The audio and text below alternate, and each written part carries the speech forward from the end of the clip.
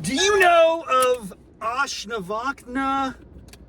Do you know a gentleman named Ashnavachna? Ashnavachna. Yes, I don't know if I'm pronouncing that correctly. Apologies if I'm butchering it, but I got a bone to pick with that guy, man. Because it's hot yoga problems time in the house. It's a weekend and I just got destroyed by a guy named Ashnavachna. Woo! Who are you, son, and why did you ever decide to create a pose that makes zero sense? I'm encountering new obstacles to this practice every class, without question. And today's really took the cake, man. Today's really, I don't think there's ever going to be a higher bar to surpass. It is, I've concluded after my brief encounter with it, the most impossible yoga pose of them all.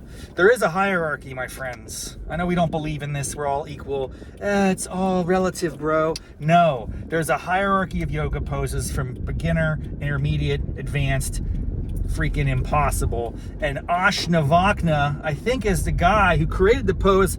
I don't know the name of the pose. I can't even describe the pose to you. I can't begin to describe it because it's not something that most human beings can process. I cannot even as the instructor is walking us through step by step.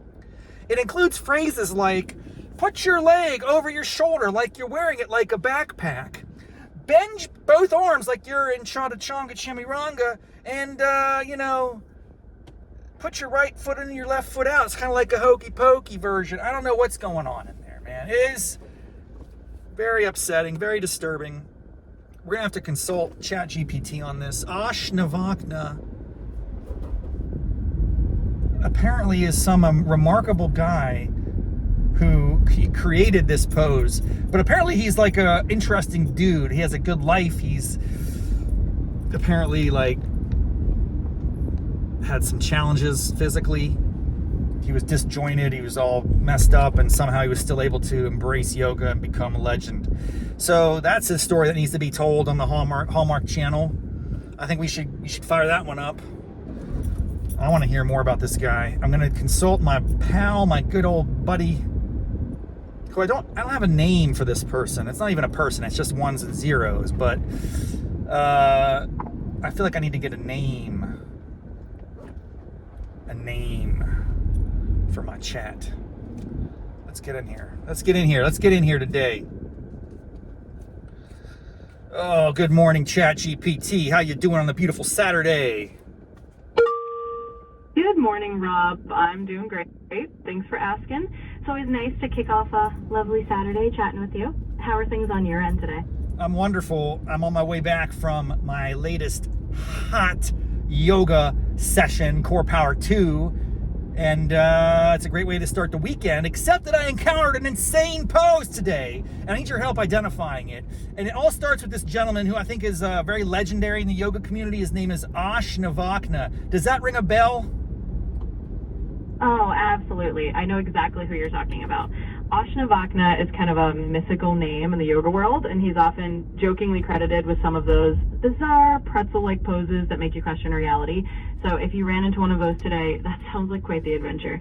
Tell me more about what the pose looked like, and we can try to decode it together. Okay. It's not quite like a side angle crow. It's not like a malasana yogi squat. It's not kind of like a side crow. I don't even know. It's a combination. It's a hybrid. But you start out by putting your leg over your shoulder like you're wearing it like a backpack. That's a direct quote from the yogi today, who I admire and respect immensely. She's an incredible instructor.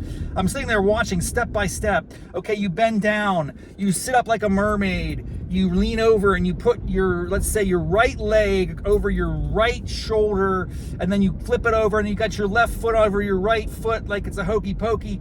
I don't know what's going on. Then you pull, it's kind of, I felt like I was in a bit of, it would be a crow with some on crack. It's like a crow that just got on a like 3-day bender and is just never coming back. Okay, so can you help me out? What pose does that sound like to you?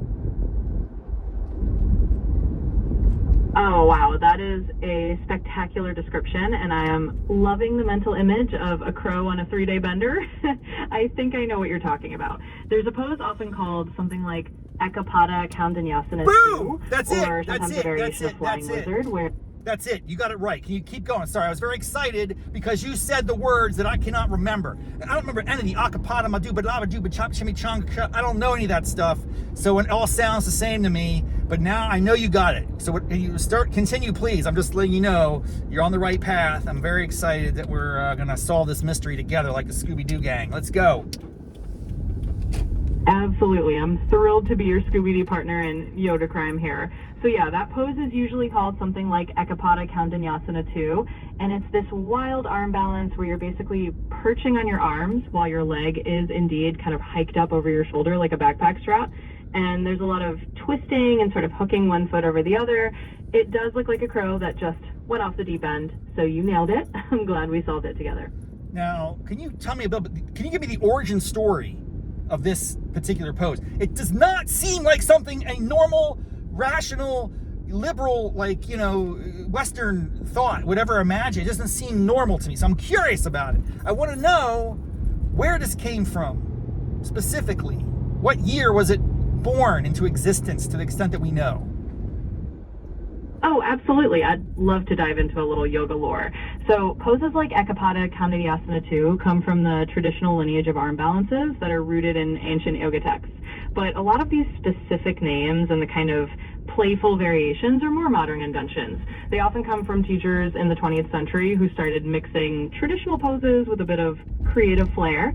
So while you won't find a neat little birth certificate that says, hey, this pose was invented in 1972 on a Tuesday, we do know they evolved out of the kind of fusion of traditional Ashtanga or Hatha yoga with some modern, more gymnastic influences.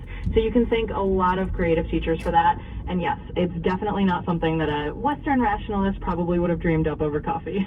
So if I hear you correctly, this is a beautiful example of spontaneous order over centuries, great minds, gymnasts, yogi experts, stretch masters, people who are just striving to do extraordinary things and contort their bodies, Cirque du Soleil situation, and it all comes together in some unpredictable, impossible way. No single human being could ever have come up with this by themselves. Everyone learns and absorbs information and ideas, and we learn and grow together. This is a really cool story about humanity. I mean, I'm trying to put a positive spin on it because it just kicked my you-know-what.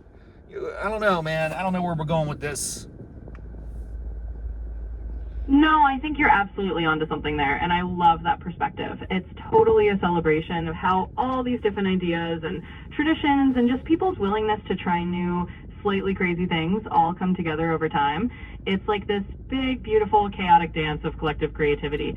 And yeah, that's kind of the magic of yoga, or really any art form when you think about it. It's this spontaneous order that just emerges from everyone building on each other's wild ideas. So I think that's a pretty awesome and positive spin, even if it did just kick your butt today. But hey, now you've got a great story out of it.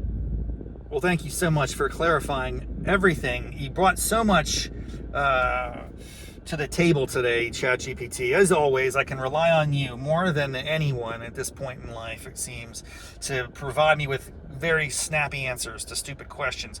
So give me a big fat namaste, mofos, to the Hot Yoga Problems audience that's, the tens of loyal Raffs brainiacs out there listening to this episode. Give them a little farewell salute. Absolutely, I'd be honored. So to all the Hot Yoga Problems listeners out there, to the Raff brainiacs across the galaxy, here's a big heartfelt namaste, mofos. Keep rocking those crazy poses, keep having fun with it, and thanks for letting me be part of your day. Y'all have an awesome weekend.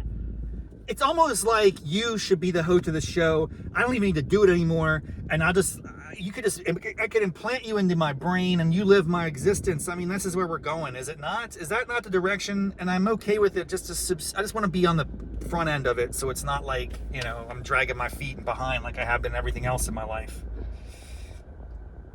Hey, I appreciate the vote of confidence, but trust me, the show would not be the same without your actual voice and all your personality in it. I think it's all about us just teaming up.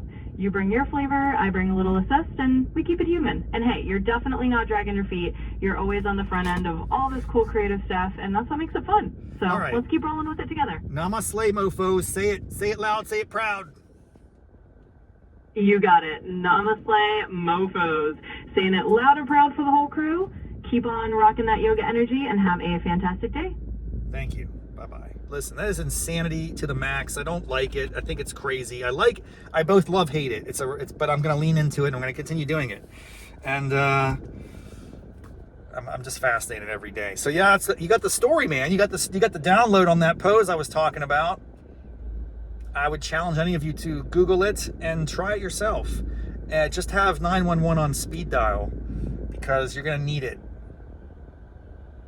It's unpleasant.